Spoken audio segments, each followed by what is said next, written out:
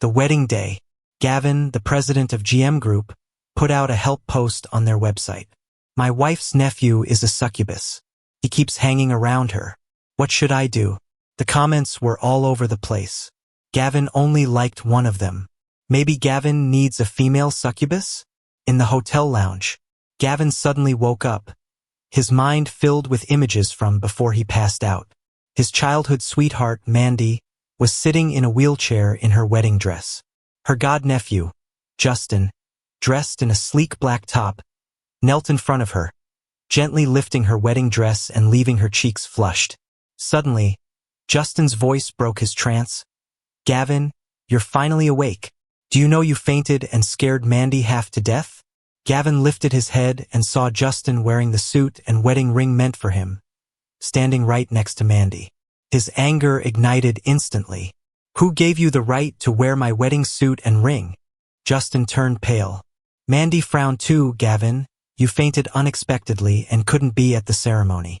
I had no choice but to have Justin step in for you. We couldn't leave the guests waiting forever.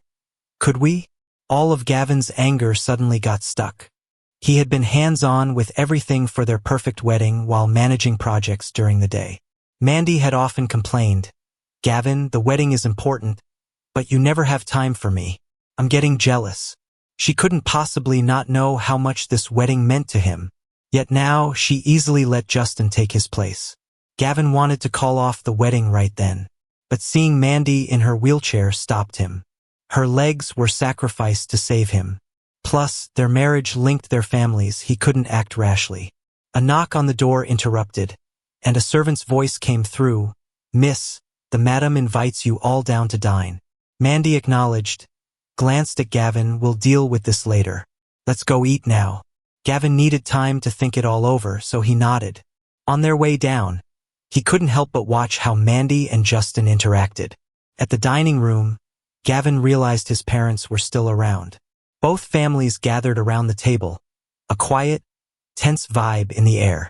Soon enough, Gavin's mom put down her chopsticks, huffing, Your family truly surprised me today, letting a nephew marry the aunt. Justin stood up, pale, lips tight, eyes red with apology. I'm sorry. It's all my fault. I apologize to you.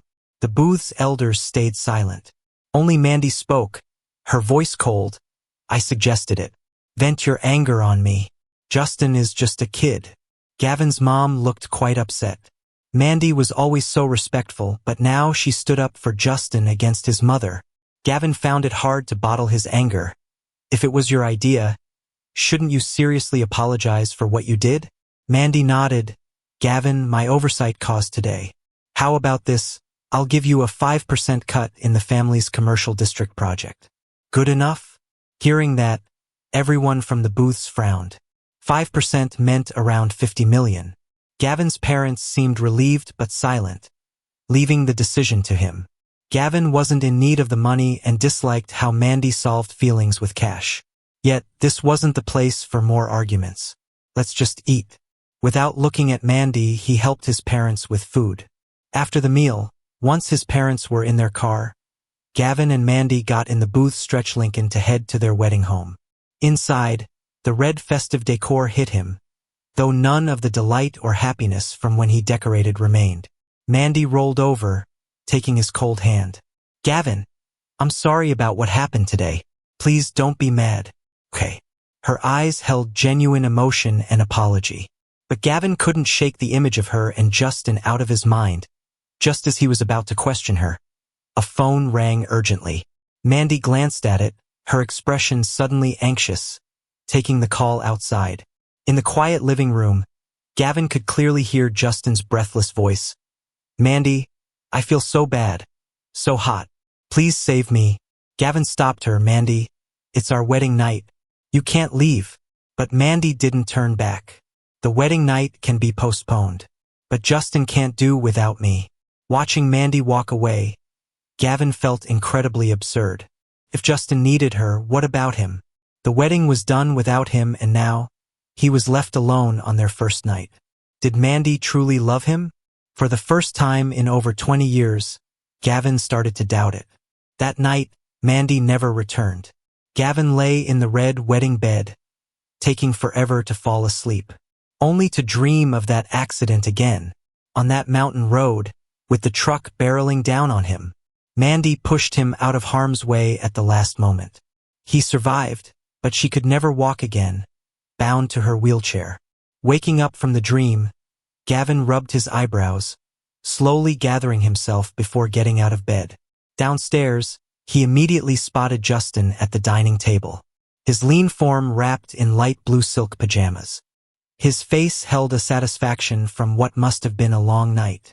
Lost in thought, Gavin walked to the table. Justin spotted him and said with a smile, "Gavin, Mandy and I usually have breakfast together. She didn't want me alone, so she brought me here. You don't mind, do you?" Gavin took a good look at him.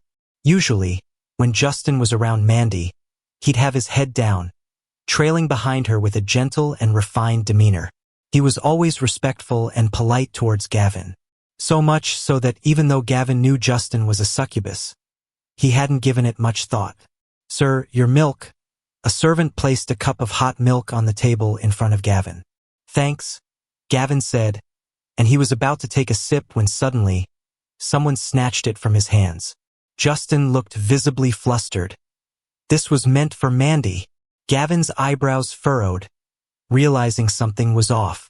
Just as he was about to ask, a sentence mysteriously appeared in front of his eyes. "This has Justin's essence in it." Gavin was taken aback, wondering if he was sleep-deprived and just seeing things. But when he came to, Mandy had already taken the milk from Justin and drank it. Justin looked on and asked, "Mandy, how does the milk taste today?" Mandy gave him a meaningful look. Catching a faint hint of something fishy in the air, Gavin realized the milk actually had. His stomach churned, and he rushed to the bathroom to throw up violently. Returning to the breakfast table, Gavin looked at the lavish spread and lost his appetite. At that moment, Mandy casually suggested, "Gavin, how about going to Hawaii for our honeymoon?" Gavin had been looking forward to the honeymoon for a long time, but now he was in no mood for it. Besides, parting ways with Mandy would likely create a rift between their families, jeopardizing their business alliance.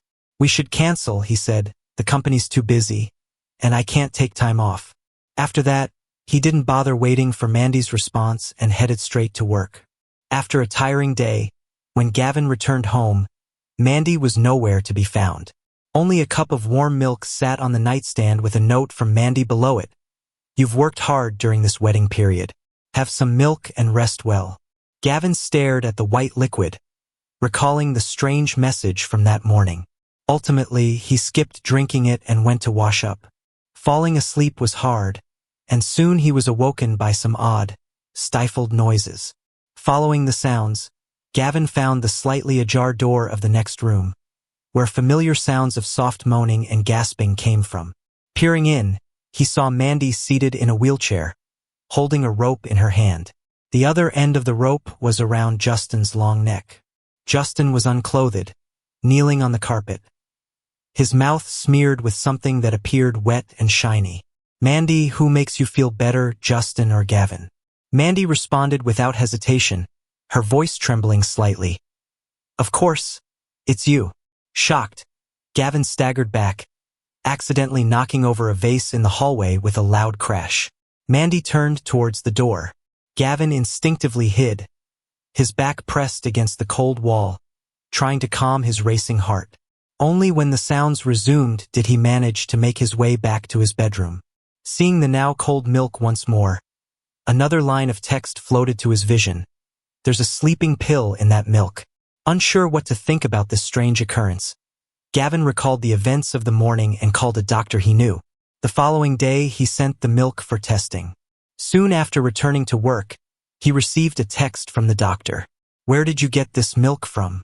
It has a sleeping pill in it." Gavin felt like a heavy weight had slammed into his chest, leaving a deep ache. He didn't expect Mandy's so-called care to come with such ulterior motives.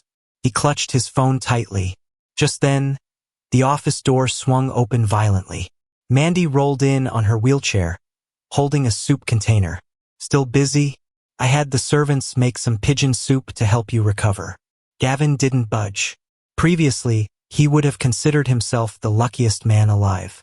But now, all he could think of was the drugged milk. What exactly is going on with you and Justin? There was a flicker of something in Mandy's eyes, but she quickly countered, Gavin, what's getting into you? Justin is my nephew. As if wanting to reassure him, she added, Justin lost his parents early on, and he relies on me a lot. You're his uncle now too. It's our duty to look after him. In the past, her soothing words would have convinced him that he was overthinking her care for Justin. At this moment, though, he could only see himself as foolishly blind. He didn't want to ask further. Gavin turned away. I understand. I'm busy right now. You should head back to the company. Mandy sensed dismissal in his reply, and her brow furrowed in displeasure, feeling something off. Gavin, are you holding on to a misunderstanding? Ignoring her probing, he kept his head down. No. His cold demeanor found Mandy growing equally tense and irritated. Busy yourself then. After placing the soup on the table, she turned to leave. At the door, she paused, saying, Gavin, I've arranged for the wedding to be prepared again. I assure you it will be even more extravagant. Let's not jeopardize our years of relationship over these trivial issues. With those words, Mandy left. Listening to the door close, Gavin's exhaustion became palpable as he raised his head. Gazing at the soup container left him feeling more suffocated and upset. He loved Mandy, but it didn't mean he could accept betrayal. Closing his eyes, he suppressed any hesitance within and called his assistant in. Get all the projects we're jointly working on with ML Group ready for review. His assistant was surprised, unsure why. But why? Gavin's eyes sharpened. Do it. Realizing he was overstepping, the assistant quickly replied, Yes, sir, and left to gather the information. Gavin sat in his boss chair silent for what felt like forever before he got up, walked over to the coffee table, and threw the soup container Mandy had brought into the trash. He made up his mind to leave Mandy.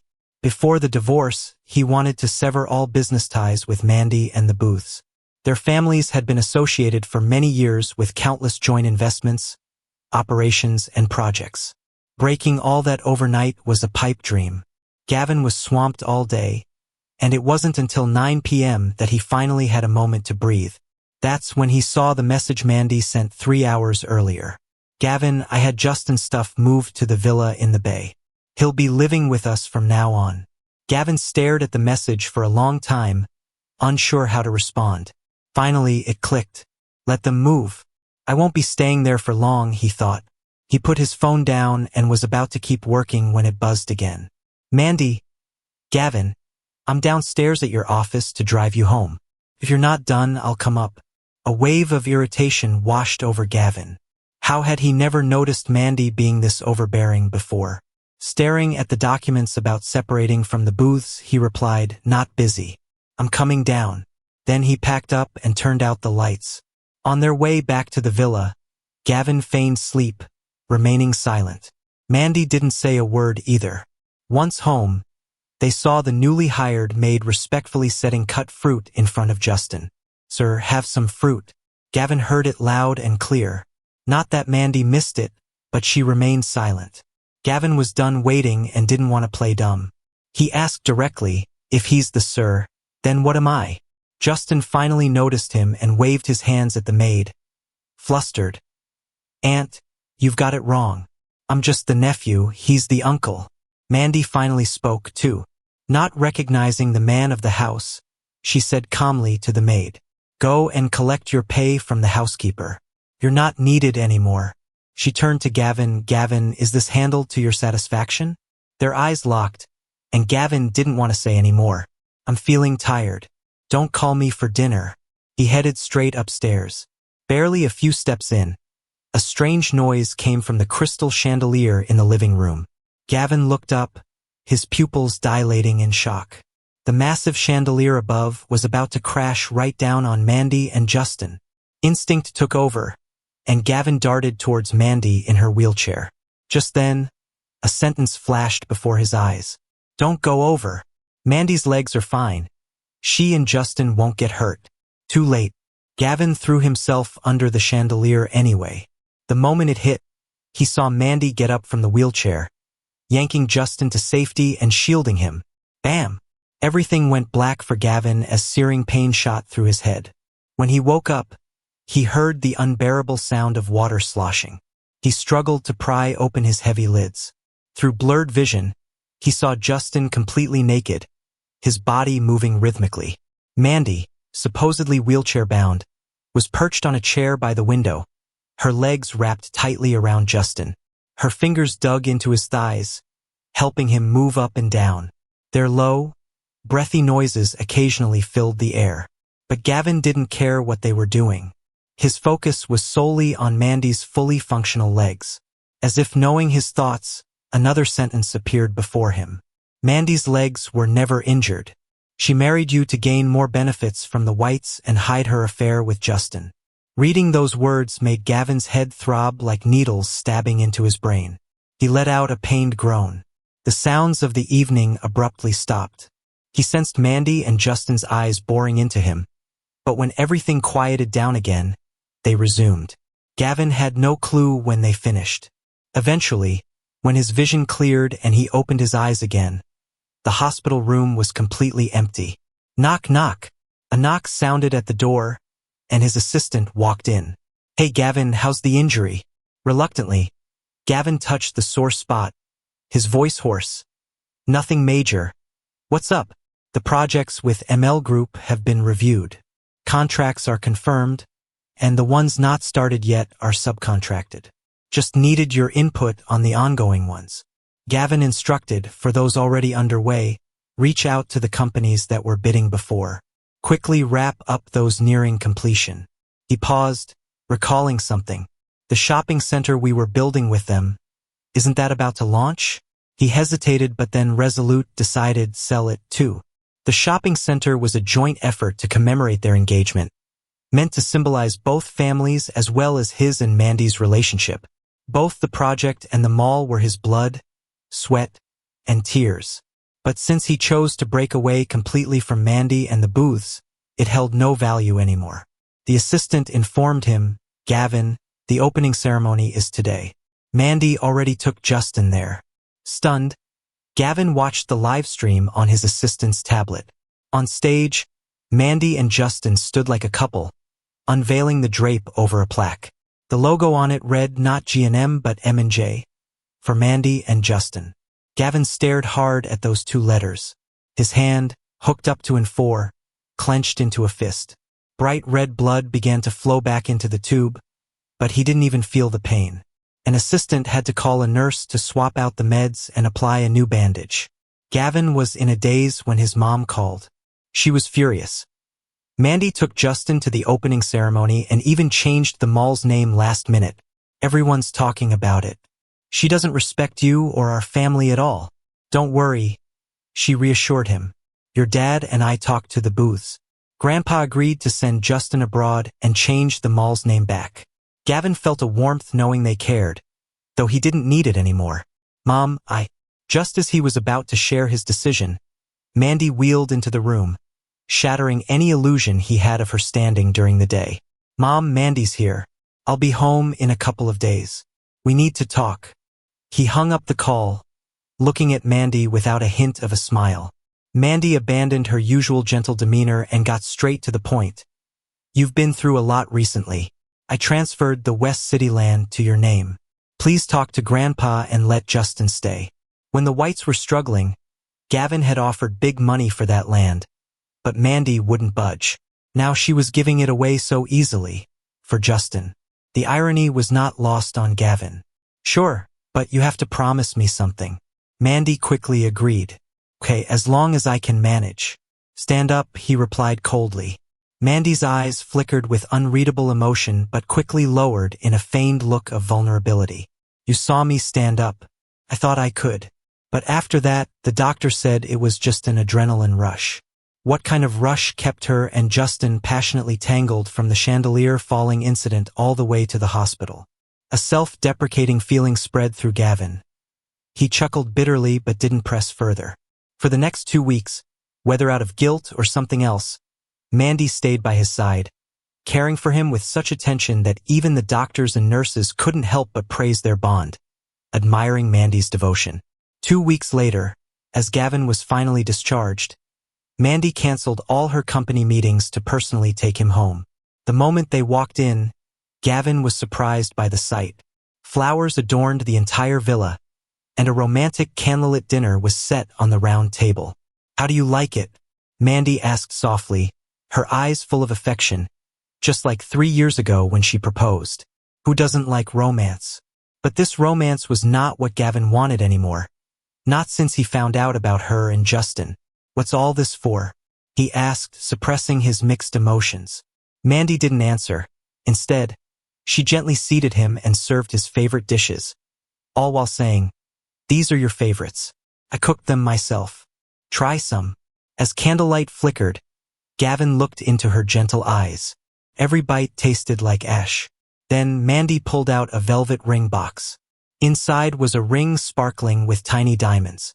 "I made this ring myself, Gavin.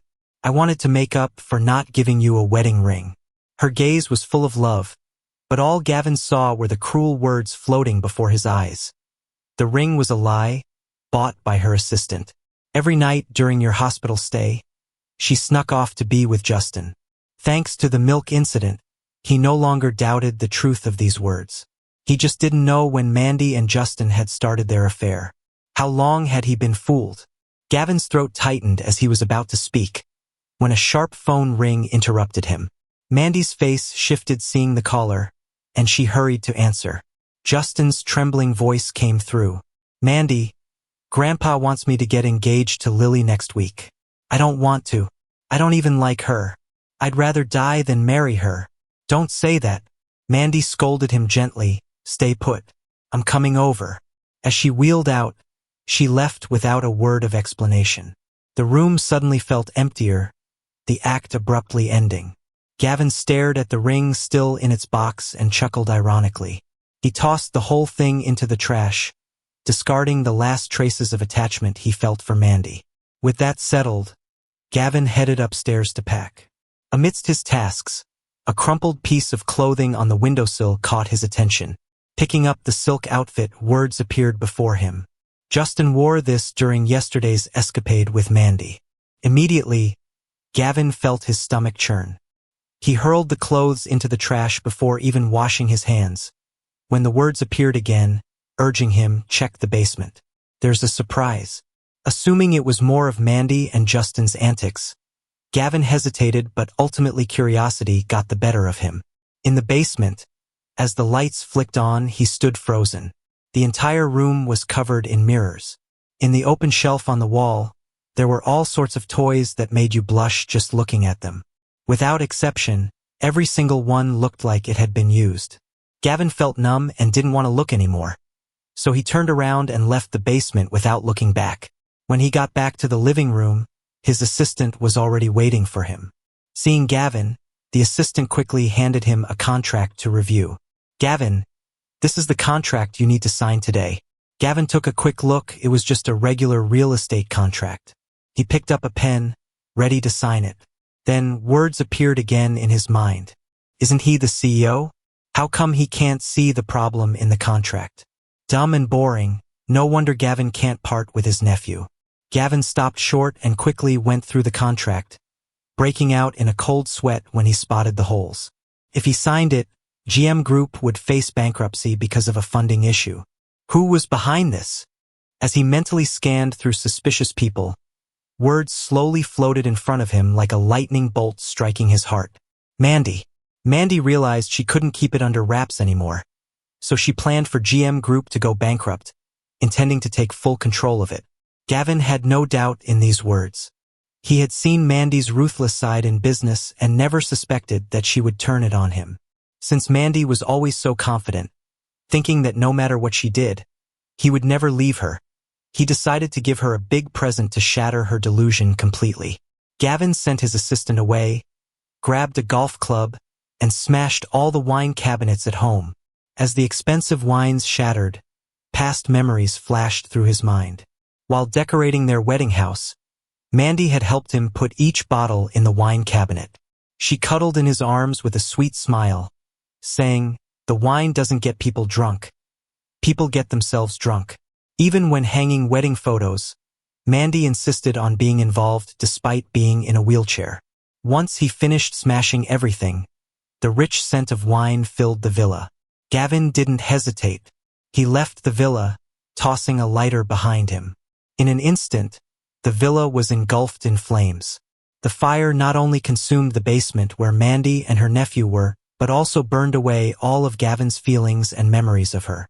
As the ashes floated away, the familiar long Lincoln stopped in front of the villa.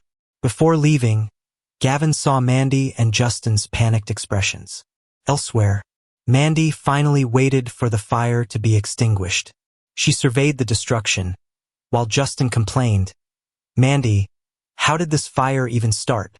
Now all our treasured toys are gone. But you'll get more for me, right?" "Of course," Mandy replied with a gentle smile, though Gavin's face suddenly flashed in her mind. She remembered the care he put into every moment here. She pushed Justin away. "I need to find Gavin. He values this house. If it's destroyed, he'll be upset." With that, Mandy ignored Justin's attempts to stop her and got into her car. On her way to GM Group's office, she picked up her phone to call Gavin but got no answer. She thought about his recent coldness, and a strange unease arose in her heart. Just then, her phone began to buzz urgently. Thinking it was Gavin, she looked down only to see a series of messages from her assistant. "Mandy, something big happened. Check the official GM Group Twitter. Gavin is having a press conference." With furrowed brows, Mandy clicked the link sent by her assistant. The screen quickly switched to GM Group's live press conference.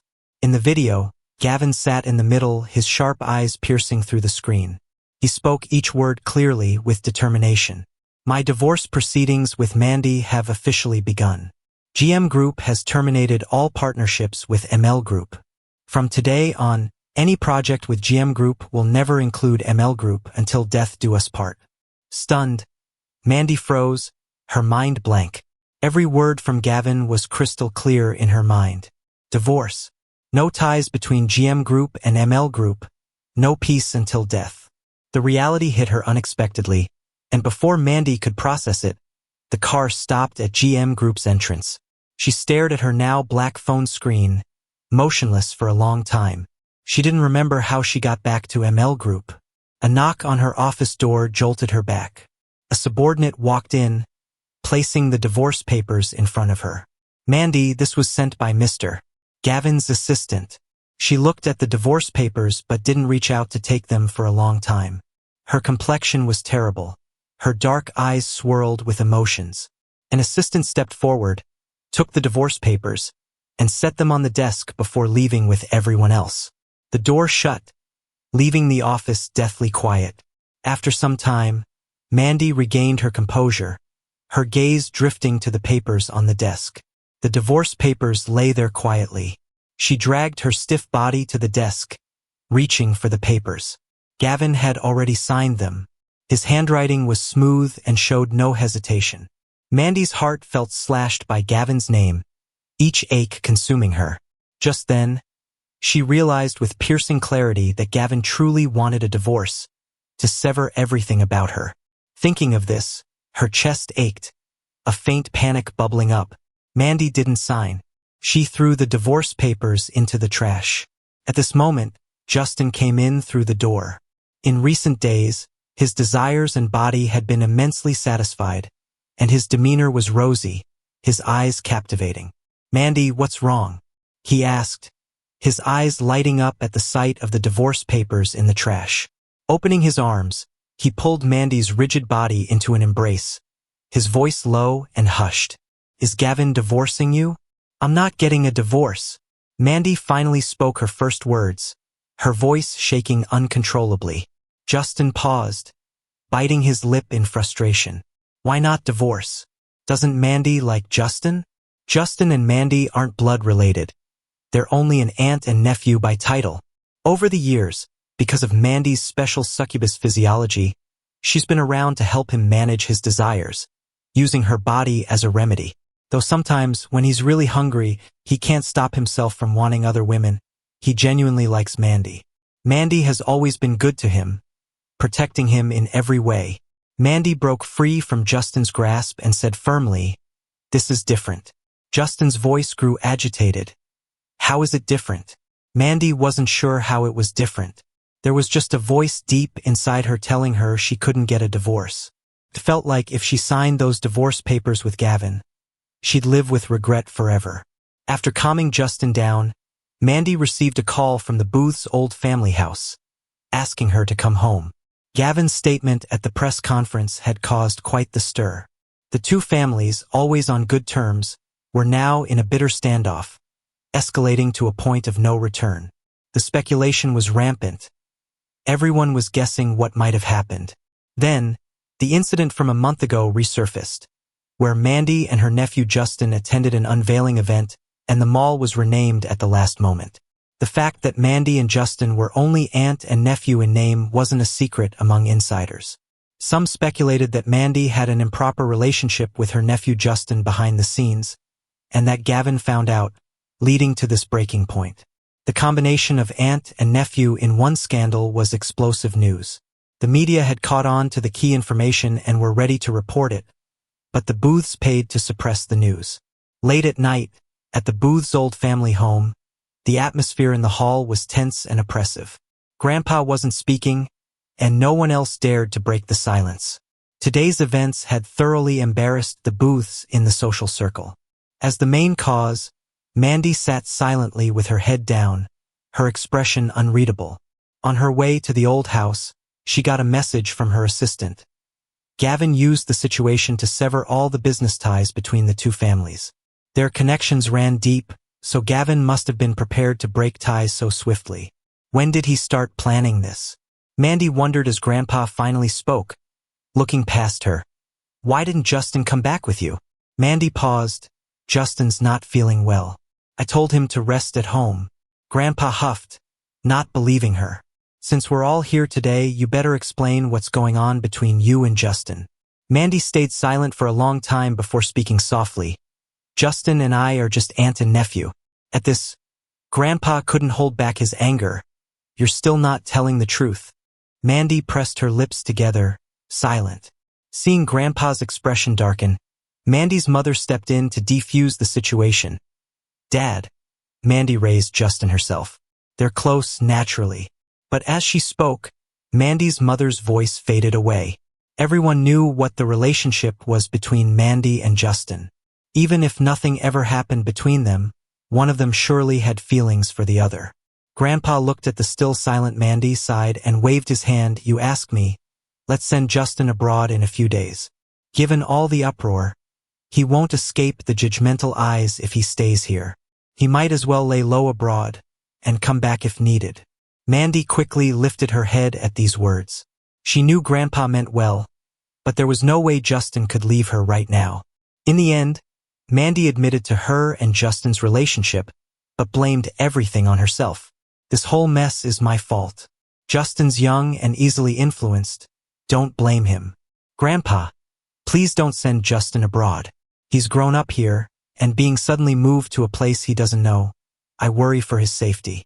Mandy's father also intervened. "Yes, Dad, they'll break ties and just see each other less." Mandy's mother joined in. Normally, Justin was well behaved, and Mandy was mature and obedient, never defying her elders. Unexpectedly, this time they'd done something so reckless and humiliating. Everyone in the hall took turns trying to persuade Grandpa. Since it had already happened, really changing things was impossible now. Grandpa sighed, agreeing not to send Justin abroad. But after so many years of friendship between the Booths and the Whites, something had to be done to explain the situation. Moreover, the current public opinion wasn't favorable for ML Group. If the Whites could see past it and announce peace between the families, it would be a great help. With that, Grandpa looked at Mandy's parents, instructing them, "Tomorrow, take Mandy to the Whites to apologize. Be sincere, and have her sign the divorce papers with Gavin to end this marriage quickly." After all, they owed Gavin an explanation. Mandy's father quickly agreed, but Mandy was still unwilling. Her face was grim, and her hands clenched tightly. "I'll apologize to the Whites tomorrow and provide compensation, but I won't get a divorce." Grandpa was really mad. He jumped up from his chair and raised his cane, hitting her hard. Mandy sat in a wheelchair. She couldn't dodge and she didn't try to. The cane hit her shoulder, making her bite her lip in pain. Mandy's mom watched, feeling torn but not daring to intervene. She and Mandy's father just stood there, looking on. Grandpa looked furious, pointing at Mandy. "You won't divorce? Why can't you divorce? After what you did with Justin, why do you think Gavin will ever forgive you? It's too late for regrets now. This is not up for discussion. You must divorce." Mandy felt a sting in her heart. She faced Grandpa firmly. "I won't divorce." Grandpa's eyes darkened with anger, his hands trembling. Mandy's father quickly stepped forward to steady him, gently soothing his back. Mandy's mom frowned, unable to hold back. "You brought this on yourself. You had a good life with Gavin, but you wouldn't let go of Justin. Now look where it got you." Mandy never caused trouble growing up. She always did things perfectly. Who knew she'd turn so stubborn? Grandpa said, "Fine, if you won't divorce, then Justin has no business staying in the country." Mandy froze, looking up at Grandpa. He turned his back on her, offering only two choices. Choose either Gavin or Justin. Divorce Gavin or send Justin abroad and never contact him again. Mandy didn't want either. Justin needed her, so he couldn't go overseas. She had genuine feelings for Gavin after being together for so long, so she didn't want a divorce either. But now her parents and Grandpa were forcing a choice on her. Despite how unwilling she felt, Mandy had to weigh how important each choice was to her. Finally, she chose Justin. Grandpa's expression softened, and he went upstairs after a few words. The next day, Mandy's parents and Mandy brought gifts to apologize to the Whites. Mandy hadn't been to the Whites' place since right before marrying Gavin. Back then, they welcomed her warmly. Now, it was different. They'd been at the door a while and still no one greeted them. Gavin's parents adored him. Mandy put him through this. Of course, they were upset. It was lucky they weren't thrown out. Understanding this, Mandy's mom led them inside the hall. Gavin's parents were there. They'd been notified when the group arrived. They sat drinking tea, not even looking up as Mandy and her parents entered. Mandy glanced around, noticing Gavin wasn't there. Her parents made some small talk, trying to ease the tension, but Gavin's parents remained silent. The air felt heavy. Gavin's dad occasionally glanced at Mandy, clearly waiting for her to speak. Her mom nudged her, urging Mandy to say something. Mandy came to her senses and approached softly. "Mom, Dad, Gavin's dad cut in gruffly. "Don't call us that. Just say what you need to say." Mandy stiffened, her voice low. "I'm sorry to Gavin.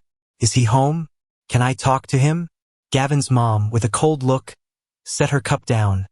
"Gavin isn't here. Say what you want here." Mandy pressed her lips together, staying silent. Seeing this, her mom tried covering with nice words, but it didn't work. Gavin's parents, unfazed, tossed a divorce agreement on the table. A professional lawyer drew up this divorce contract. "The asset division is clear. If there aren't any issues, just sign it. Pick a day to finalize the divorce with Gavin. After that, our families won't have any ties." Mandy stood still. Her mom nudged her when the atmosphere grew tense. "I need to see Gavin or I won't sign," Mandy stated. Everyone's faces changed. Gavin's parents looked even more displeased, their patience wearing thin. Mandy had crossed a line. She showed no sincerity in her apology and dared to cling to their son. Did she expect forgiveness and to keep the marriage going? Just then, footsteps came from the stairs. Everyone turned to look. Gavin slowly descended, holding the railing. Gavin's mom quickly approached him. "Gavin, I thought I told you to stay in your room. Why did you come down?" Gavin reassured her, patting her hand, then faced Mandy. He had overheard everything she said. "Can you sign it now?" Gavin asked calmly. His parents wanted to shield him from more pain and told him to stay out of it. But Gavin knew Mandy wouldn't sign the divorce papers easily. Last time, his assistant delivered the divorce papers to Mandy's office, and she tossed them in the trash. He'd heard. Gavin didn't believe Mandy's reluctance to divorce stemmed from lingering affection for him. Ignoring the pain in her chest, She replied, "Let's talk privately." Gavin nodded, offering a comforting glance to his parents before leaving. In the White's garden gazebo, the weather's great today. The sun's shining, and there's not a cloud in the sky. In the courtyard, the flower beds are blooming beautifully, and the fragrance is everywhere. Gavin and Mandy are sitting face to face. This is the first time Gavin has sat this calmly with her since he found out about her and Justin. But it's only calm in his mind. Inside, Mandy is a mess. She keeps her lips tight, staring right at Gavin without any hesitation. The divorce papers are right by Gavin's side, with a pen lying nearby. It's like he thinks a few words from Mandy will have him rushing to get her to sign and then walk away. Just the thought of him being so eager to cut ties makes Mandy's anger rise up and swirl around. She's gripping her hands so tightly, her face dark with emotion. Gavin, seeing Mandy's silence and odd expression, frowns in confusion and says, "What do you really want to talk about?" Mandy's voice is a bit hoarse. "I'll end things with Justin. I can give you the resources you want." As she says this, she pauses, her voice suddenly choked with emotion. "So, can we not divorce?" Gavin is stunned at first, then he pulls out a mocking laugh. "Really? You think you can fool me again? Say one thing and hide him behind my back again? Mandy, you're an adult. Isn't it time to stop playing these games?" Mandy is taken aback and suddenly at a loss for words. "I'm serious this time, I haven't lied to you," she stammers. If only Mandy hadn't deceived him back then, maybe they wouldn't have ended up like this. They've known each other since they were kids, and he values their relationship. Even if Mandy hurt him and fell for Justin. Had Mandy chosen honesty, explained things and apologized, Gavin might have agreed to a peaceful divorce, even at a cost to the business. But disappointment followed disappointment and heartache until he was completely done. Back then, Mandy's eyes were only for Justin. She never noticed him.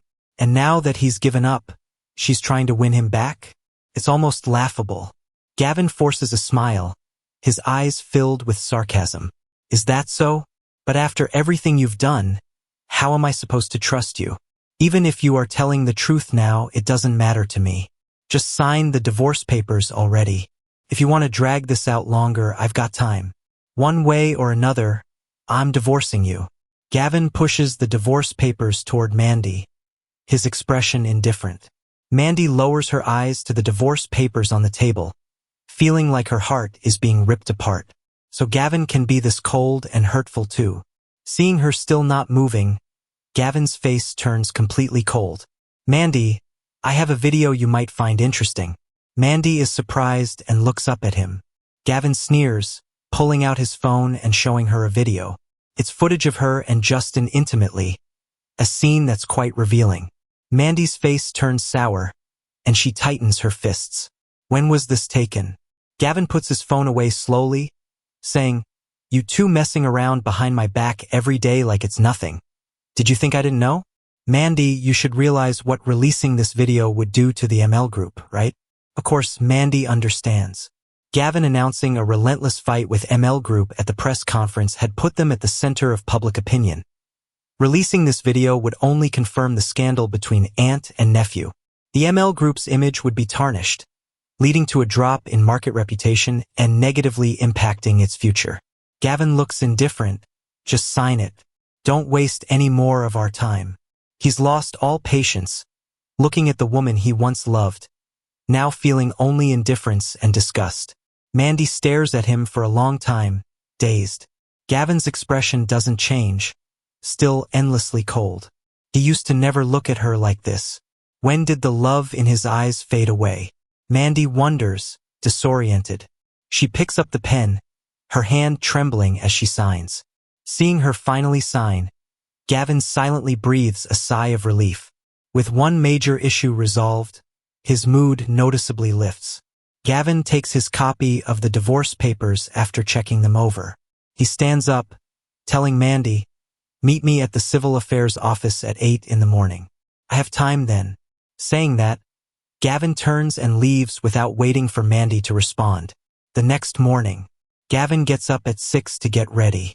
He showers, styles his hair at the vanity, and then picks his outfit for the day. You'd think he was going on a date, not getting a divorce at the courthouse. For Gavin, saying goodbye to a failed marriage feels like a rebirth. At 8 a.m., Gavin arrives promptly at the courthouse. But he'd been overly optimistic. Mandy was a whole hour late. Mandy is usually so punctual. She strictly manages her time and never arrives late. By the time it got close to 10, Gavin couldn't help but call her. Takes half a minute before she answers. There's noise in the background, sometimes a car horn, as if she's on the road. Gavin's voice is cold. How much longer? Sorry, I'm stuck in traffic. It'll be about another hour. Mandy's voice seems casual, like she really is just late because of traffic. But Gavin recalls the road from her house to the courthouse, which never has traffic. Does Mandy think stalling will stop the divorce? That's just childish. Hurry up. I don't have time to waste with you. After Gavin hung up the phone, he found a nearby cafe to rest. His legs were killing him from standing outside the marriage registry for so long. By 11:30 in the morning, Mandy finally showed up. In contrast to the lively Gavin, Mandy looked a bit of a mess. Her hair was disheveled, and she seemed exhausted with dark circles under her eyes, probably from a rough night. She glanced at him and forced a smile. Sorry I'm late. Gavin nodded coldly. Let's go to the registry. With that, Gavin turned away and walked in briskly. Mandy, wobbling in her high heels, slowly followed. Where there once was a crowd in the marriage registry, only a few scattered people remained now. They approached window number 5. The staff stared at them blankly and started asking some basic questions. They answered as usual. Gavin's face was calm and somewhat relieved, while Mandy kept her head down, looking gloomy. After clarifying the situation, the staff took out the divorce certificate, ready to stamp it. At that moment, Mandy turned to Gavin with a pleading look she didn't even realize she had. Gavin, are we really going through with this? Gavin was silent for a moment before speaking coldly. We are here today because of you, not me. As he finished, the staff stamped the divorce certificate decisively. Their marriage was officially over at that moment. Handing them the divorce papers, the staff said, All right, your divorce is finalized. I hope you both move on to new chapters in your lives. They took their copies. Mandy stared at the dark red certificate, feeling her eyes sting. Gavin merely glanced at it before stuffing it into his pocket without a trace of hesitation or sorrow on his face. They walked out of the registry. At some point, it had started drizzling. Mandy looked up at the sky, contemplating saying something. But within a heartbeat, Gavin shielded his head with his hand and ran into the rain toward his car parked not far away. Mandy stood there, quietly watching as he got into the car and drove away, disappearing from the registry's entrance. For a moment, she felt like getting up from the wheelchair and chasing after him. But Mandy was tired of pretending to be disabled and saw no reason anymore. She went back home, divorce papers in hand, feeling lost. As she opened the door, a tall figure suddenly appeared in the dark and rushed toward her. Mandy tensed up instantly, but the familiar scent relaxed her. Justin, how did you sneak out here? The other day, after Mandy returned from the old house, Justin had been taken back there immediately. Knowing it would be tough to see Mandy again, Justin had thrown quite the tantrum, but it hadn't helped. He even ended up grounded. Justin didn't respond. He seemed overheated and a bit out of it, his hands frantically roaming over her, igniting sparks everywhere. Mandy, annoyed and not in the mood, grabbed Justin's wandering hand before he went too far. Feeling her resistance, Justin snapped to a sliver of his senses, lowering his head miserably. Mandy, Justin feels so bad. Don't you care about Justin anymore? Mandy frowned, trying to pull away. But Justin clung to her like an octopus, refusing to let go. Exasperated, she asked, Didn't you drink the special medicine I got for you? Ever since finding out about Justin's succubus nature, Mandy had been working on getting help. She had hired doctors overseas to design medicine that could help Justin live normally. Over the years, they developed a special potion to substitute for the energy he needed. Unfortunately, a cure to completely eliminate his condition was still out of reach. Hearing this, Justin's eyes welled up with tears, until they fell like broken pearls. Mandy, don't you want Justin anymore? He sobbed. No. Seeing him cry broke Mandy's heart. After all, she had raised him since he was young. She wiped his tears, helping him into the room, patiently persuading him to take the medicine. After a while, Justin's feverish temperature subsided and his clarity returned. Yet, he still looked downtrodden, as if some great injustice had befallen him. When asked, he looked up, tear-streaked, and sulked. When Justin becomes normal, Mandy won't do this with Justin anymore. Will you? Mandy hugged him, soothing him gently. Of course not. I paid those doctors to give you a normal life, so you can live happily in this world like everyone else. Justin's condition, without someone's protection, would easily be exploited, and Mandy couldn't stay by his side forever. But Justin interpreted it differently, thinking Mandy wanted to push him away. He wasn't blind. He saw Mandy's feelings for Gavin. The thought made him crazily jealous, desperately trying to get reassurance from Mandy. But she didn't give him the answer he wanted. Feeling unsatisfied, Justin slipped out while Mandy worked in the study. She only realized it when the sky had completely darkened. That night, her phone received 2 forwarded videos from her assistant. One showed Justin sneaking out, drinking, and flirting with unfamiliar women. The other featured Gavin, her freshly divorced husband, from earlier at the registry. Mandy sat in her office chair, glued to the video playing on her phone. The screen's cold light illuminated her somber face. In the video, Gavin was seated in a VIP booth at a bar, surrounded by 4 or 5 stunning women. One of them was cozied up next to him, leaning into his arm.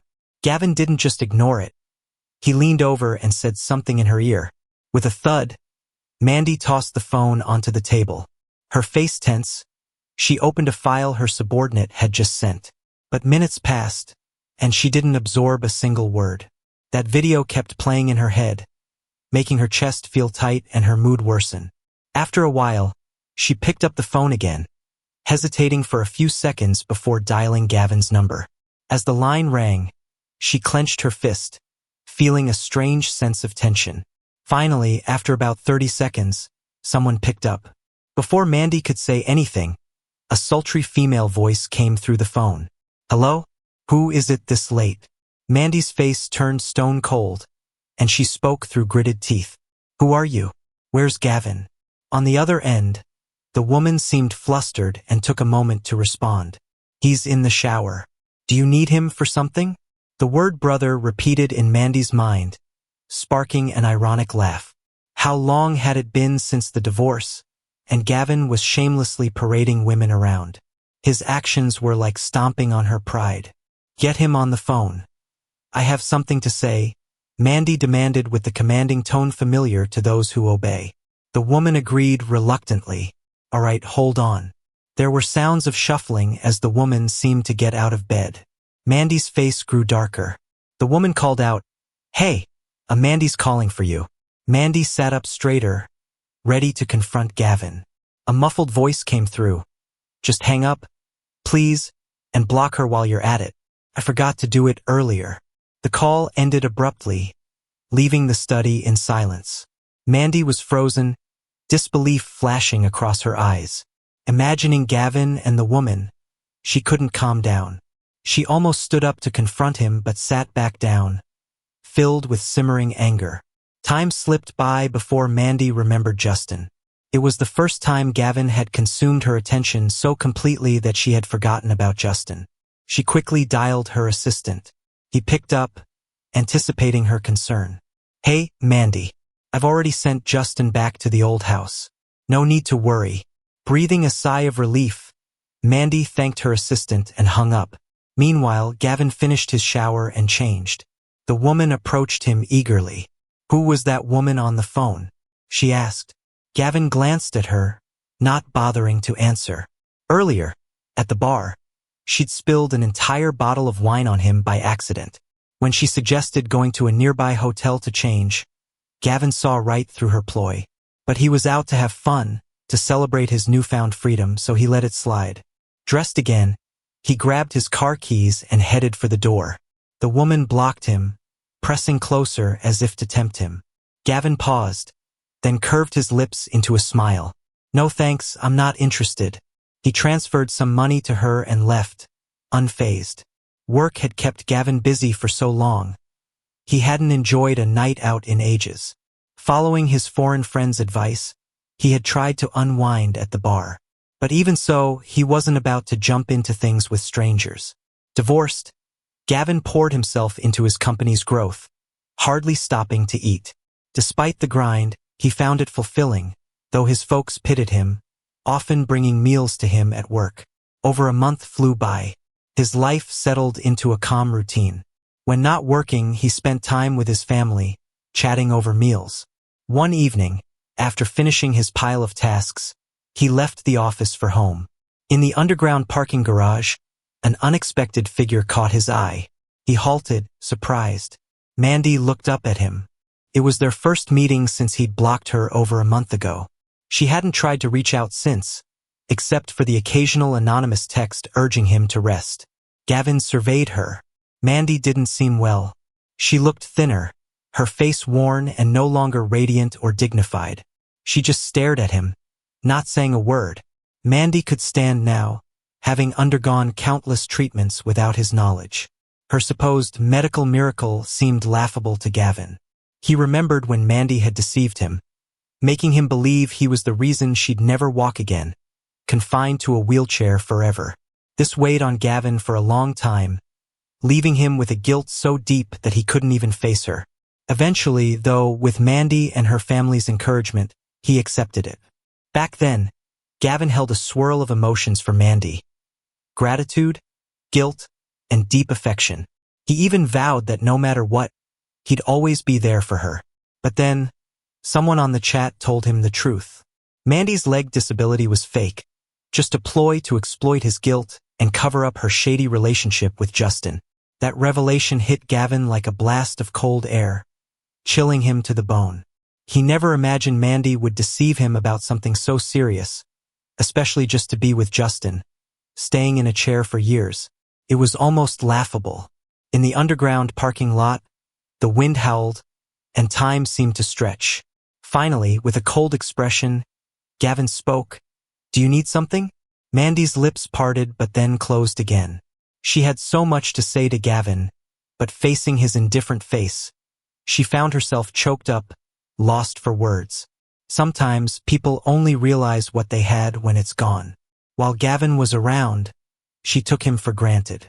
Only now that he had truly left did she understand his importance.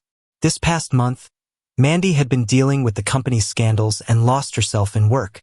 Yet late at night, she couldn't help but think about Gavin. Remembering his kindness when she was ill, how he cared for her, how gently he would advise her when she was exhausted. "Mandy, if you're tired, take some time off. I'll handle the company stuff. Don't worry." She recalled so many moments, and with each memory, her regret grew. Gavin's cold expression, his unhesitant departure, lingered in her mind, causing her nothing but pain. At one point, Mandy even hated herself a little. Her rational side told her to accept that they'd split and to wish him well. But deep down, she couldn't let go of Gavin. After torturing herself for a long time, Mandy finally couldn't resist coming over tonight. Gavin had been waiting but grew impatient as Mandy said nothing, just staring blankly at him. "If there's nothing, I'll be off," he said, moving past her, pulling his car keys from his bag. But just a few steps away, he felt his wrist grabbed.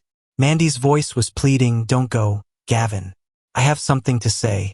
Gavin's face turned icy, words cutting like frost. "Let go. You're filthy." Mandy froze, those words piercing her heart like an arrow. She clenched her fists in her palms to keep her composure. While her mind stalled, Gavin jerked away from her grip, striding forward. He didn't know why Mandy came tonight, nor did he care what she had to say. But disgust was evident. Those hands of Mandy's, who knows how often they had been on Justin, or what disgusting acts she'd done behind his back. Thinking of this, Gavin pulled out a tissue from his bag, wiping where she'd touched. Watching this, Mandy felt a sharp, indescribable pain. She quickly followed him, staying a short distance behind. "Gavin, I've really regretted it lately, hurting you for Justin, ruining us. I might have had feelings for him before, but recently I've realized I truly love you. Can we try again? Gavin paused, stunned by her words. He turned around, looked at her for a moment, then laughed as if he'd heard a joke. Mandy, what are you up to this time? If you really like Justin, just tell the old man. Marry him, you're not really related anyway. No need to use me as a shield. The memories of Mandy's lies and threats were fresh in Gavin's mind, and he couldn't envision her regretting their breakup. Mandy's throat felt tight as she spoke. I'm not lying. I'm serious this time. It was late, and Gavin wasn't interested in sorting truth from lies. He reached his car, got in, and drove off. In his rearview mirror, Mandy's silhouette slowly faded. Gavin turned his gaze away and didn't look back. Since that press conference, he'd decided to cut ties with the family completely. That mysterious message never appeared again. But regardless, he's grateful it tipped him off, saving him from being a fool. Back home, Gavin showered, washing away his fatigue. Afterward, as he checked his phone and prepared to sleep, an unfamiliar text popped up. Gavin, I won't give up. I'll prove it to you. He instantly knew it was Mandy, and with a tap, he blocked the number. The next morning, his alarm rang. Gavin woke up, got ready, and dressed in a simple casual outfit. He had a person to pick up from the airport today. The thought of seeing them made him feel unexpectedly happy. He had a quick breakfast and drove to the airport. The place was bustling, full of travelers. Gavin waited near the gates. 5 minutes passed, and a fair-skinned woman emerged from the crowd. Gavin quickly waved at her. Hey, Anna, over here. Anna looked up when she heard his voice. The moment she saw him, a gentle smile spread across her face. She wheeled her suitcase out of the exit and stopped in front of Gavin. Gavin, long time no see, she greeted. Gavin smiled back. Yeah, it's been a while. They shared a quick hug in the busy airport lobby before pulling apart. Thanks for picking me up today, Gavin, Anna said with a smile. I know it's a bit of a hassle. No worries, you're too kind. Gavin offered. Anna, since you just got off the plane, should I take you home to rest first? Hearing this, Anna looked at him, a bit helpless. How many years has it been since graduation? Why do you still call me Anna, like back then? Gavin hesitated for a second, then replied, I'm just used to it. Plus, it feels a bit more endearing. Anna laughed softly, patting his shoulder lightly. Well, how about just calling me Anna? Isn't that even more endearing? Gavin was taken aback for a few seconds. Seeing her relaxed expression, he smiled and replied, Okay, Anna. She nodded, satisfied. Any awkwardness from years of not seeing each other melted away as they walked out of the airport, chatting and laughing. Anna was Gavin's senior in college, someone he really looked up to. She was smart, kind, and had a good family background. Back then, they were close, always studying together, and she'd patiently help him with difficult problems. They even signed up for competitions together, practically inseparable while preparing.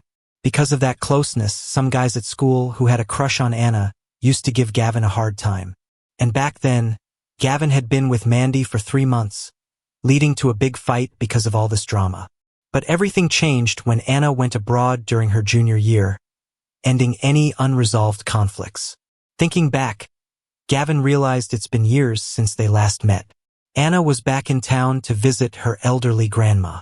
As Gavin drove, waiting at a red light, he asked, Anna, how long are you staying this time? Not sure, but definitely longer than it'll take for you to get used to just calling me Anna, she teased. Her comment made Gavin chuckle, and he quickly made up for it by calling her Anna a few more times, which she playfully acknowledged. Despite the years apart, their banter made it seem like no time had passed. Gavin was curious about her life abroad, but Anna turned the conversation back to him. Enough about me. How have you been these past years? Gavin paused, and not too bad. Anna noticed the slight change in his mood and, carefully choosing her words, asked, I heard you and Mandy divorced? Gavin was a bit taken aback by her knowledge of his recent life, given that Anna had hardly come back since going abroad. After everything that happened with Mandy, he distanced himself from Anna. Honestly, Their only contact in years was her reaching out about this trip. Seeing his silence, Anna quickly apologized. Sorry, didn't mean to bring up anything painful. Gavin shook his head, mustering a smile. It's all right. Yeah, I'm divorced, but it doesn't really feel like a loss. More like a relief. Anna heard the ease in his tone and couldn't help but feel happy for him. Well, whatever happened, congrats on that fresh start. Gavin glanced at her, smiling. Thanks. After dropping Anna off, Gavin headed back to work. Anna planned to spend some time with her grandmother before meeting up again in a few days. Gavin understood, setting a date for their next hangout. Back at the office, Gavin buried himself in a mountain of work, barely noticing the hours flying by until darkness fell outside. He rubbed his eyes, got up, and wandered to the floor-to-ceiling windows. From up high, he gazed out at the sprawling city below, the hustle of people and cars, the vibrant neon lights. These moments of solitude after a long workday became rare pockets of peace for him. But his reverie was cut short by his phone buzzing on the desk. Glancing at the screen, Gavin saw a message from Anna. Still working overtime? He quickly typed back, yeah, why do you ask? Her reply was almost instant. Figured you hadn't eaten, so I ordered you some sushi. Should be there soon. As soon as he sent a thank you, a knock came at the office door. Wow, that was fast. His assistant's voice came in, Gavin, your delivery is here. Want me to bring it in? Come in. The assistant entered, placed the takeout on his desk, and then left. Gavin sat there, staring at the 2 sushi trays before him, lost in thought. He snapped a picture and sent it to Anna, asking, why'd you order so much? A while later, Anna responded, I only ordered 1 set. Confused, Gavin closely inspected the 2 packages in front of him. Both had his contact's address, phone number, making it hard to tell what's up. This sushi was pricey and hard to come by, selling out quickly. He liked it so much, sometimes sending his assistant to wait in line for it. Mandy used to get it for him too, but not since the wedding and all the problems that followed, he hadn't touched it. Staring at the 2 sushi boxes for a moment, he eventually tossed one into the trash. He opened the other one and dug in, the familiar taste reminding him of before. Yet, this time, he couldn't help but notice a bitter aftertaste he couldn't quite place. Gavin had given up by now, but thinking about the past still left him a bit wistful. They grew up together, childhood sweethearts, holding hands through countless days and nights. He used to think they'd be together forever, like the couples in those novels who stick by each other through thick and thin. But people change, and who can stay by your side forever anyway? To this day, Gavin couldn't quite grasp if Mandy's kindness was ever genuine. But does it even matter now? Not really. He suppressed his emotions, picked up the file on his desk, and went back to work. These days, Anna frequently messaged him. She seemed a lot more enthusiastic compared to their college days. Gavin, busy as he was, always made time to listen to her chat about random little things. It lightened his mood. Yet, there was still something bothering him. Maybe Mandy knew he didn't want to see her, so she sent stuff every day. Luxurious gifts and roses kept showing up. Gavin opened a velvet box on his desk, revealing a fancy designer watch. Surrounding the strap were crystals glimmering softly, looking understated yet sophisticated. He gave it a quick glance, then shut the box and set it aside. Thinking back to when he first took over as CEO of GM Group, he had loads on his plate, much more than now. Mandy was also busy with her family's business. They hardly found time to meet, only managing brief phone chats. Despite living in the same city, they basically had a long-distance relationship. Gavin once joked about it to Mandy. She took it seriously and started sending him gifts daily and planning little surprises. Watching her efforts to make him happy touched him back then. Now, it seems Mandy is trying those tricks again to spark some nostalgia. But it's too late. This time, nothing's gonna make him look back. Having figured it all out, he called his assistant. From now on, if Mandy sends anything, just ditch it downstairs. Don't bring it up. The assistant paused, then replied, Got it, Gavin. That night, Gavin didn't work late.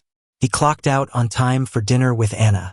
Half an hour later, he pulled up to the chosen restaurant. Anna was there already, seeming to have waited a bit. He quickly walked over, slightly apologetic. Why so early? Been waiting long? Anna turned, a soft smile on her face. Not really, I just got here. They went inside together. At their reserved table, Gavin pulled out a chair for Anna. Have a seat. Thank you. He smiled at her and sat across from her. The server handed them menus. Anna kept it simple with a steak, then put down her menu, glancing at Gavin. Not having much of an appetite, he skimmed through his options and randomly picked a few dishes. Sitting by the window, Anna had a view of the city lights outside. Gavin, chin in hand, got lost in the scenery beyond the large glass. Anna mirrored his pose, quietly taking in his handsome profile.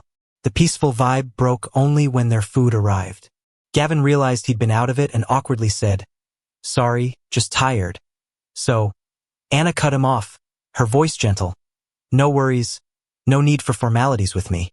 She added, "But if you're tired, why not take a break?" Since Anna returned, she'd heard about the buzz over Gavin and Mandy's divorce. Gavin shook his head, his smile a bit resigned. "I'm my parents' only kid. They're not getting any younger, and GM Group's all on me. So stopping isn't an option." Taken aback, Anna nodded, then said, "Running such a big company alone is impressive. A break now and then won't hurt. Don't push yourself too hard. Relaxing could help." Gavin smiled appreciatively. "Thanks. I'll try to slow down." Later, they finished dinner. It was late when they stepped out. The conversation had been pleasant, continuing as they strolled back. The chilly evening air made Gavin shiver in his light clothes. Anna quickly unwound the scarf from her neck and wrapped it around him. He paused, catching a hint of jasmine's scent that made his cheeks warm. Gavin buried his face in the scarf and murmured, "Thanks. No problem, it's late. Want me to drive you?" Anna stood close, their arms brushing occasionally. A subtle tension filled the air. Gavin felt awkward, cleared his throat. "No, I drove myself." Anna didn't push, just smiled and was about to speak when a familiar female voice cut through. "Gavin." Startled, he turned to see Mandy approaching, looking angry. Anna glanced over too. Gavin's confusion grew. What was Mandy doing here? Anna saw Mandy coming at them with a fierce look, so she quickly stepped up in front of Gavin. Mandy's face darkened even more as she saw this. She briskly walked over to them, giving Anna a cold look. Even though it had been years, Mandy recognized her in an instant. She couldn't stand Anna since their college days. Anna knew Gavin was her boyfriend back then, but still found ways to spend time with him. Mandy had just finished a business meeting in the area and saw Gavin and Anna looking awfully close while walking together. Anna had stayed abroad for years and conveniently returned when they were getting a divorce. It all seemed too planned to Mandy. She was determined not to let Anna take advantage of the situation. With these thoughts, she gave Anna an icy stare. Anna met her gaze unflinchingly. The tension in the air was palpable. Gavin stepped out from behind Anna, breaking the silent standoff. Mandy looked at him, her expression softening a bit. "Gavin, did you receive the gifts I had sent over to your office?"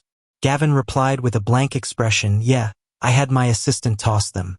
Let's not waste each other's time with pointless gestures like that anymore." Mandy felt a sting at his words but forced a smile. "If you don't like them, then forget it," she said. Gavin sighed, not wanting to dwell on this pointless conversation, and shifted his attention to Anna. Anna quickly caught on, linking her arm with Gavin's and leaned in closer. "Let's go, Gavin. Can you drop me home?" Gavin smiled and agreed, turning to leave with her. Mandy stood frozen, her eyes stinging at the sight. It felt like her heart had a huge, gaping hole letting in an icy wind. After that day, Mandy stopped sending gifts to his work. Mandy's recent actions weren't kept under wraps and soon became a hot topic among their social circle. Gavin's mom eventually called him, expressing worry. "Gavin, what's going on in your mind about Mandy's recent actions?" Sensing her concern, Gavin chuckled. "Don't worry, Mom. I'm not getting back together with her." His mom still seemed uneasy. "But you two grew up together and loved each other for so many years. I'm concerned you might—" Gavin interrupted firmly. "Mom, That's all in the past. I decided on the divorce and I'm not looking back." Hearing him out, his mom felt relieved and told him to get some rest before hanging up. A few days later, at a charity gala, guests mingled among clinking glasses. Gavin maintained a polite smile as he mingled. Suddenly, he heard a delighted voice behind him. "Gavin?" Turning, he saw Anna's lovely face. "What are you doing here?" he asked. "My grandma asked me to show up. I was about to leave. Then I saw you," Anna replied, tapping her glass against his before taking a sip. Gavin followed suit. As the evening dragged on, they laughed and chatted, making the dull event more bearable.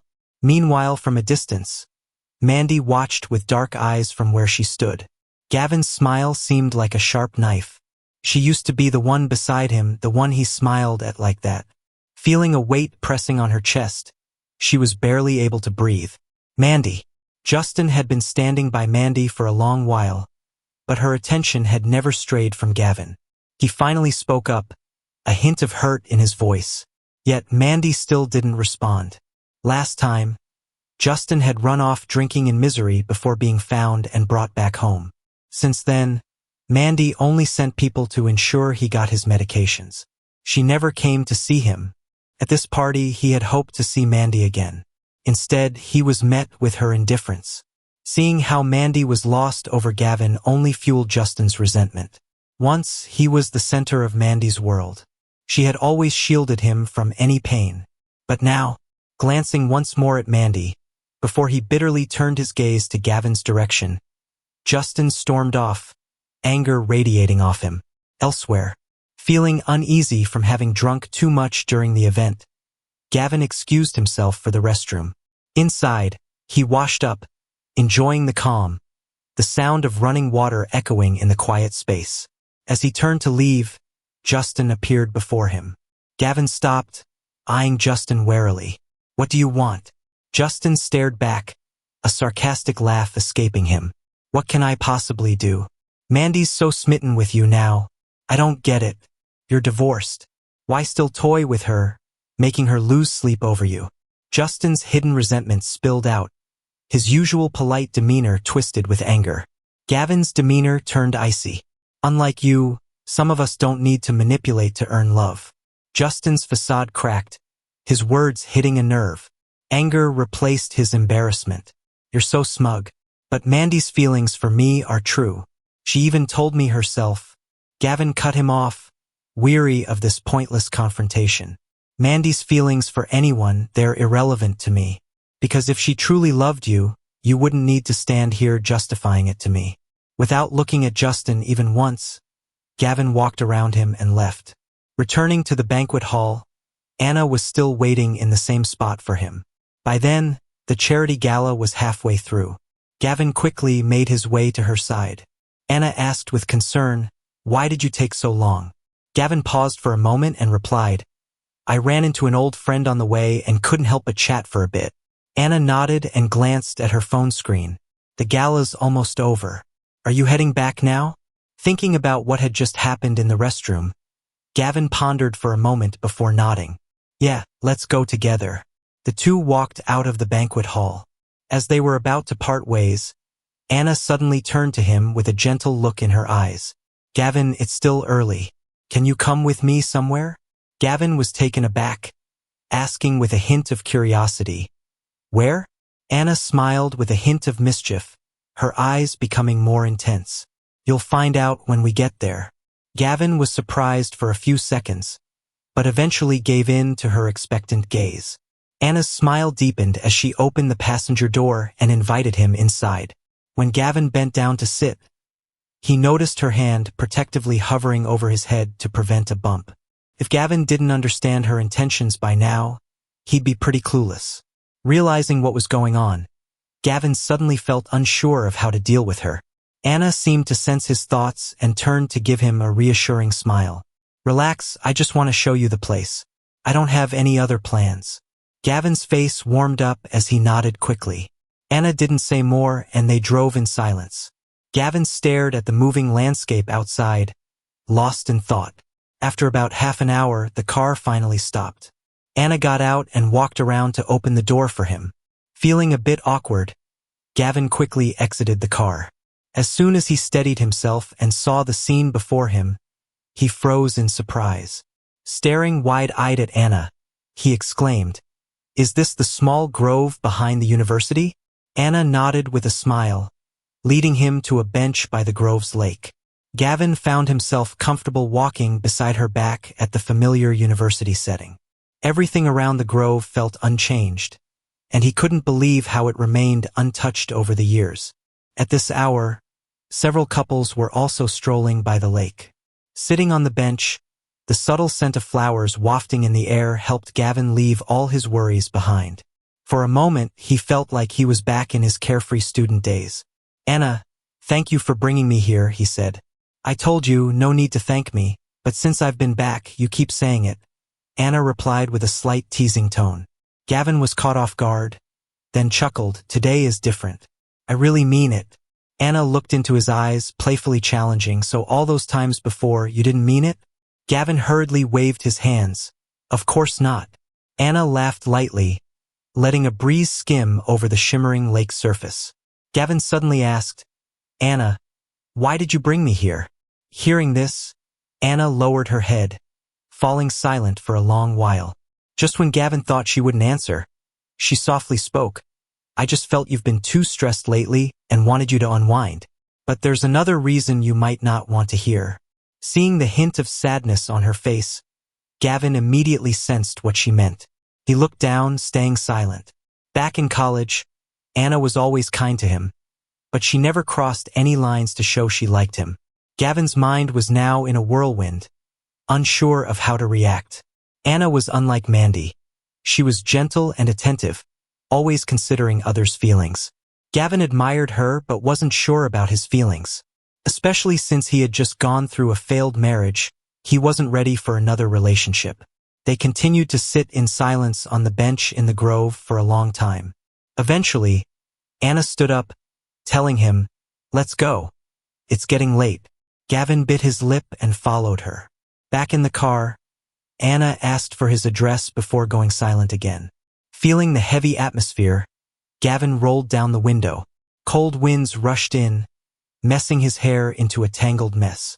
Anna let out a deep sigh and said hoarsely, "Gavin, I've never expected you to agree to be with me, so I don't want my feelings to burden you. This trip back home, I did have some selfish motives, but if you're not willing, I won't push you." Gavin was taken aback and turned to look at her.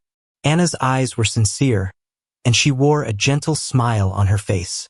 Gavin instantly felt relieved and softly said, "Thank you for your feelings.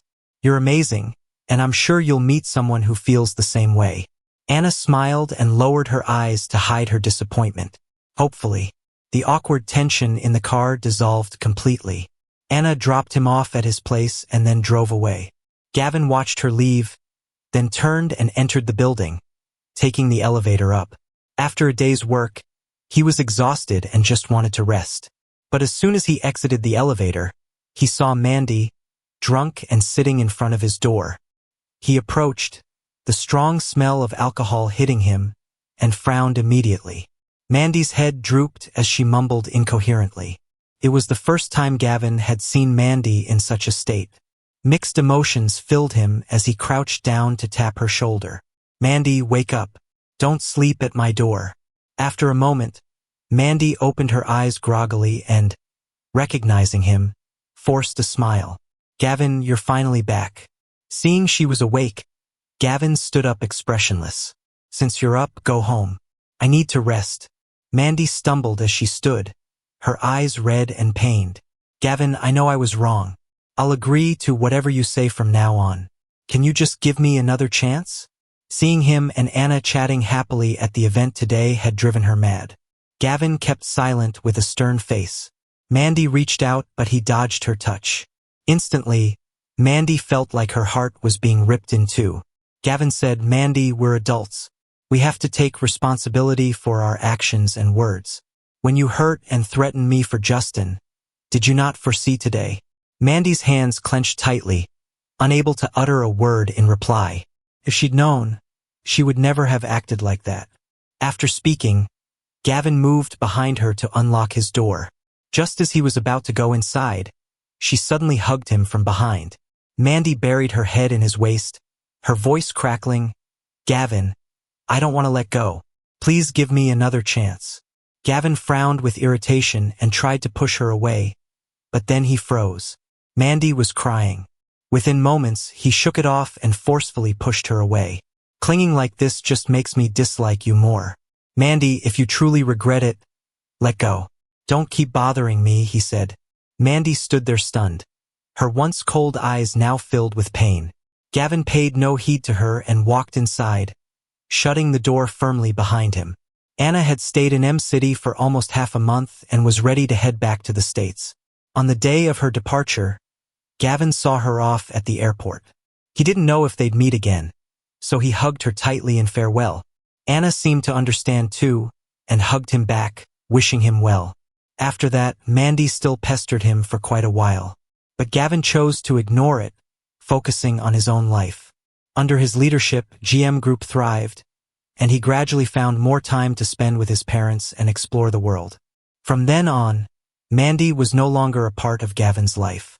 Awaiting him was a vast world and a life of freedom.